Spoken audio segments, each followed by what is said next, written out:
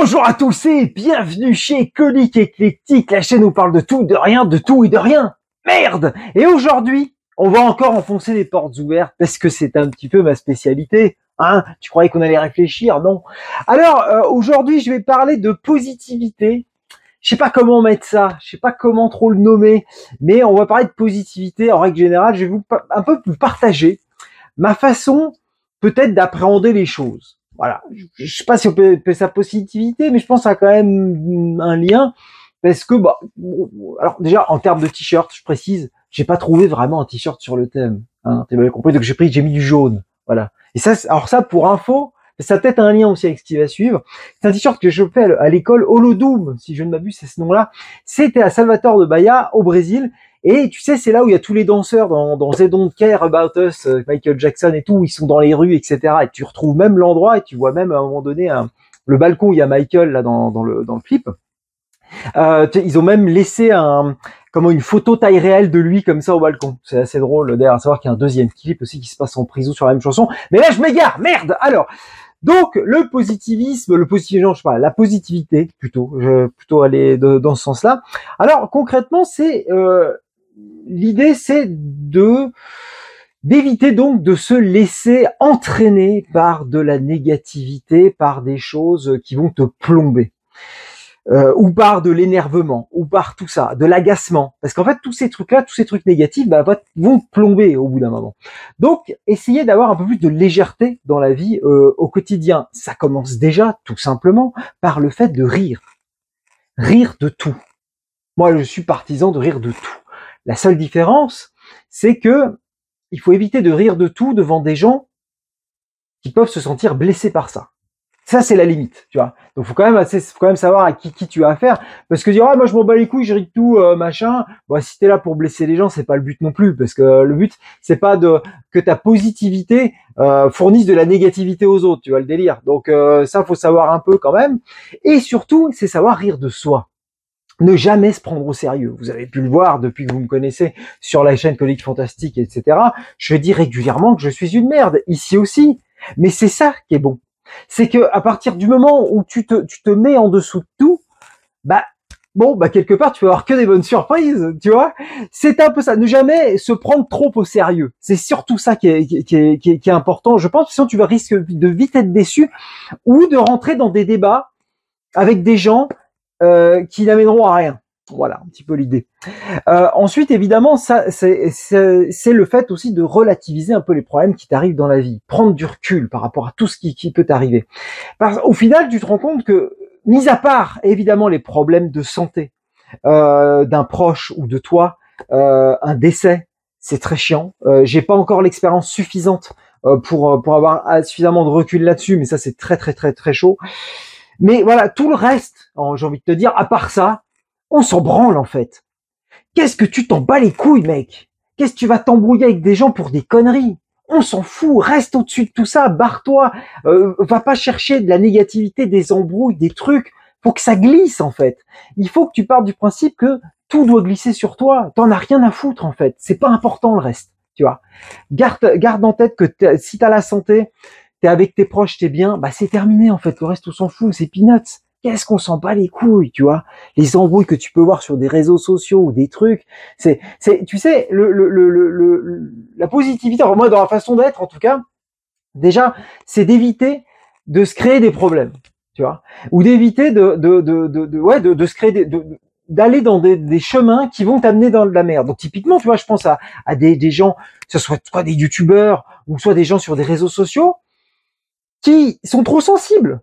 Ils sont trop sensibles, les gens. Ils peuvent pas être sur Internet. Parce que le moins de trucs, tu vois, à moins de commentaires négatifs, les gens, ils vont se mettre à chialer. Et puis, ils vont commencer à dire, c'est injuste, regardez comment on m'a maltraité.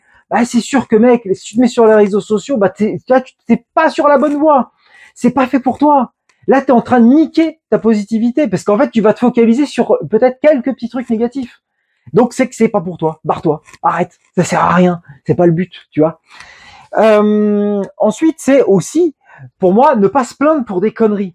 Parce que certainement, dans ton entourage, tu dois avoir des gens, même toi-même, ça se trouve, hein.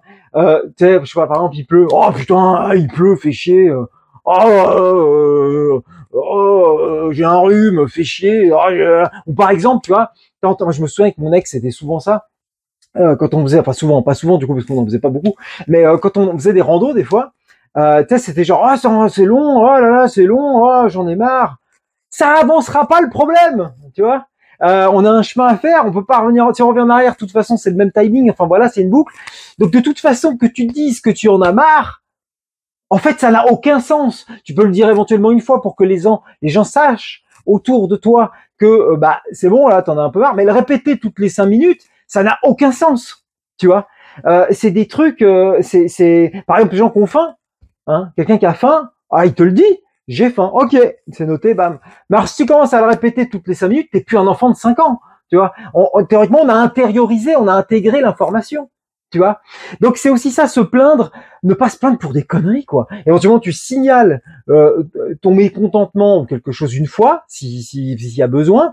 Après, tu vas pas le répéter toutes les 5 minutes. Et aussi, je pense que il faut avoir un état d'esprit, comment dire, une humeur peut-être assez égale. Ça veut dire qu'il y a des gens qui sont complètement lunatiques. Bon, après, c'est des maladies, hein, il y a des schizos évidemment, mais essayer d'être le plus stable possible dans ton humeur, ne pas faire ressentir aux gens tes états d'âme, surtout à des gens qui n'ont strictement rien à voir avec ce qui s'est passé dans ta vie privée ou autre, tu vois. Ils y sont pour rien. Donc ça sert à quoi d'un coup de mal parler à quelqu'un qui n'a strictement rien à voir avec tes problèmes. Il faut essayer de rester en dehors de tout ça, en fait. Il faut prendre du recul et il faut peut-être mettre quand tu as des problèmes comme ça, te poser, réfléchir, savoir comment régler le truc et surtout déterminer dans ton entourage proche les gens à qui parler. Et pas commencer à parler de tes problèmes à tout le monde. Et encore moins sur Internet, évidemment. Avoir quelques personnes de bons conseils, savoir à qui tu peux parler selon même les problèmes. Éventuellement, c'est pas forcément les mêmes personnes, mais déjà déterminer dans ton entourage à qui parler quand ça va pas. En fait, quand tu es en train de perdre pied et quand tu es en train de perdre ta positivité, et si tu perds pied, c'est que tu sais forcément plus comment t'en sortir pour reprendre la main, et donc peut-être des fois un point de vue extérieur de quelqu'un qui te connaît bien, de quelqu'un en qui tu as confiance, peut parfois t'aider. Parce que l'idée aussi, quand tu ne vas pas bien, quand tu as des problèmes, quand tu as des soucis, c'est aussi de savoir se remettre en question pour essayer toujours d'aller mieux. Tu vois, l'idée c'est pas à chaque fois de réitérer les mêmes merdes, parce que sinon tu t'en sortiras pas. Et genre, pour écarter peut-être même le sujet, c'est que des gens comme ça, imagine quelqu'un qui a des soucis, tu vois, toujours le même problème. Imagine un mec, ça va pas avec sa meuf. Bon, ça, on a tous des mecs comme ça dans ton entourage. Bon, ça va une fois, 2 fois, mais tu sais, au bout d'un moment, tu lui dis bon, il faudrait peut-être penser à faire autre chose, quoi. Faut peut-être penser soit à lui en parler, soit à la quitter, enfin, faut prendre en main le bordel, tu vois. Mais si le mec, au bout de 5, 6, 7 fois, c'est toujours pareil, ben là, faut que tu lâches l'affaire. Ça veut dire que ce gars-là, en fait, il t'écoute pas. Il a juste envie de dire ce qui va pas, etc. Parce que, en effet, ça ne va vraiment pas, mais il aura jamais les couilles d'aller plus loin. Donc, il lâchera jamais les couilles de faire en sorte que sa vie aille mieux et de passer à autre chose. Tu vois, alors ça peut être sur plein d'autres sujets, hein, je parle pas forcément des relations, mais en fait, la positivité, en tout cas moi, personnellement, je ne m'embarrasse pas de causes perdues dans mon entourage. C'est terminé, je l'ai déjà assez fait, j'ai compris que ça servait à rien. Donc si t'as des mecs dans ton entourage qui sont alcooliques, qui font n'importe quoi, qui vont dans des asiles psychiatriques, des paranoïaques, des schizos, j'ai eu tout ça dans mon entourage. Hein. Oui, j'ai eu pas mal de trucs chelous. Hein. Alors au début, c'est vrai que t'essayes de les aider, parce que tu dis c'est quand même des potes et tout, mais en fait tu te rends compte que tu ne peux pas. Là, t'es incapable parce que c'est un problème psy. Là, c'est autre chose. Pour aller chez le psychiatre, faut être interné, etc. Donc, ne pas perdre de temps avec les peines perdues. Parce que, à force, ça va te plomber toi aussi. Tu vas en avoir plein le cul. À partir du moment où t'en as plein le cul, c'est de la négativité. Tu vois. À partir du moment où t'as pas envie de voir quelqu'un ou autre, c'est de la négativité. Essaye de ne voir que les gens que tu as envie de voir. Essaye de passer du temps uniquement avec les gens que tu as envie de voir. Alors, au travail, c'est pas forcément évident. On est bien d'accord. Mais au moins dans ta vie privée. C'est déjà ça. Ensuite, il y a aussi un truc tout con, c'est savoir être heureux avec ce qu'on a. Ah, c'est tout con. Hein. Ah, mon enfant, c'est porte ouverte, mais on n'y pense pas assez. Je veux dire, un truc, je pense qui est important, c'est à des moments de se poser, tout seul, chez soi, ou peu importe, et de réfléchir à ta vie. Tu réfléchis à ta vie et tu regardes, et tu te dis mais putain, je suis bien là quand même. Alors toi t'es bien parce que je sais pas, t'as un bon taf, soit parce que t'es hyper heureux de tes enfants, t'es fier de tes enfants, soit parce que je sais pas, t'as niqué plein de meufs, je sais pas, ça peut être chacun son délire après, ou t'as fini un jeu vidéo, je ne sais pas, peu importe, ça peut être un peu du futile, mais c'est être en capacité et prendre le temps. Moi, ça m'arrive plusieurs fois par mois, des fois, de me poser tranquille. Je dis putain, mais je suis quand même bien là, tu vois. C'est con, mais en fait, c'est hyper important, je pense, de te rendre compte que t'es bien. C'est pas normal d'être bien finalement. C'est déjà une réussite, tu vois. Et si tu n'es pas bien, ce qui est important aussi, c'est de déterminer les raisons précises de ton mal-être. Pourquoi t'es pas bien? Mais ça, c'est pas évident. Pour certains, ça l'est. Pour certains, pas du tout. Il y a des gens, ils savent pas pourquoi ils sont pas bien. Donc, des fois, ils ont besoin d'aide, évidemment, pour en parler, pour qu'on leur ouvre les yeux, donc soit un psy, soit un pote. Mais toi, aujourd'hui, si t'es pas heureux, t'es pas au top de ta life, pourquoi tu ne l'es pas? Et là, faut vraiment noter. C'est important de noter. On néglige un peu ça, mais y penser comme ça, c'est une chose, mais mettre les choses à l'écrit, et je parle vraiment à l'écrit, avec tes petites mains en train d'écrire, c'est très différent. Ça intègre les choses différemment, mettre les choses sur le papier, y a pas à chier, mais pour moi, c'est beaucoup plus impactant. Donc, est-ce que tu es capable de déterminer qu'est-ce qui te rendrait heureux? Et est-ce que tu es capable, alors évidemment dans le domaine du réalisable, si tu veux, je vais devenir multimilliardaire, je vais être à Hollywood, etc. Non, on est d'accord, on reste dans le réalisme.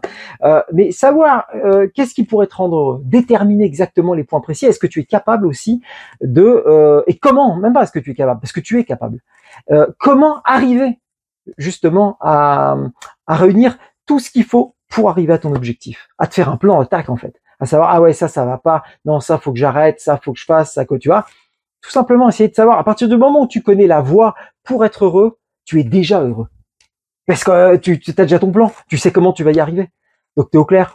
Le plus difficile c'est de trouver la voie et éventuellement aussi de savoir ce que t'as envie, parce que ça aussi il y a pas tout le monde qui le sait. Ensuite, est-ce que j'ai encore autre chose? Ah oui, aussi autre chose, évidemment. Ça revient un peu à ce que j'ai dit tout à l'heure, c'est être à l'écoute des autres. Voilà. Être à l'écoute des autres, c'est hyper important. Essayer de leur fournir, de les faire sourire, de leur faire partager des beaux moments, enfin des gens que tu apprécies tant qu'à faire. Et après même des gens que tu connais pas plus que ça et tout, mais qui ont envie de parler. Bon après, faut pas non plus que ça devienne du harcèlement. On est bien d'accord. Mais essayez toujours d'être positive avec les gens, de leur montrer que la vie n'est pas terrible et que s'il y a des gens qui ont besoin de te parler, n'hésitez pas. Bon, après, une fois de plus, ça devient trop redondant et que c'est une peine perdue, barre-toi. Parce que ça ne sert à rien. Alors, je pense aussi qu'il y a un truc, c'est que la positivité, cet état d'esprit se gagne avec l'expérience. Parce que clairement, moi, j'ai pas tout le temps été comme ça, évidemment. C'est venu avec le temps, c'est venu aussi avec les voyages, hein, mine de rien. Tu sais, quand tu voyages, que tu vas en Inde ou autre, et que tu vois des gens qui sont en galère de ouf, mais tu sais, ils ont le smile et tout. Tu parles avec eux, tu sais, c'est un autre état d'esprit, c'est une autre éducation, c'est une autre culture, bien évidemment. Mais en fait, ça te fait relativiser aussi beaucoup. Tu vois, je dis putain, c'est ouais quand même. Et ça aide. Je dis pas qu'il y a que ça, mais ça aide mine de rien. Et je pense qu'avec le temps aussi, tu arrives à savoir plus qu'est-ce que t'aimes pas, qu'est-ce que t'aimes et tout. Donc c'est plus facile de développer cet état d'esprit avec le temps ou avec selon ton éducation, parce qu'après selon comment tes parents t'ont éduqué, selon peut-être même la religion éventuellement, tu as peut-être déjà cet état d'esprit de base, tu vois. Et en fait, je dirais que le plus important au final, c'est d'être en phase avec soi-même. C'est con, hein. Ah, on enfonce encore une porte ouverte, bam. Être en phase avec toi-même, mec. C'est tout ce que je peux te dire. Ne vis pas dans le mensonge, ça sert à rien, putain. Si tu vis dans le mensonge, c'est ça, c'est de la négativité. C'est qu'il y a de la négativité, tu mens à quelqu'un. Alors, que tu mentes, à la limite, moi, je m'en branle. Que tu mentes, si, par exemple, tu trompes ta meuf. Bon. Tu lui mens. Elle est pas au courant. Si elle le saura jamais.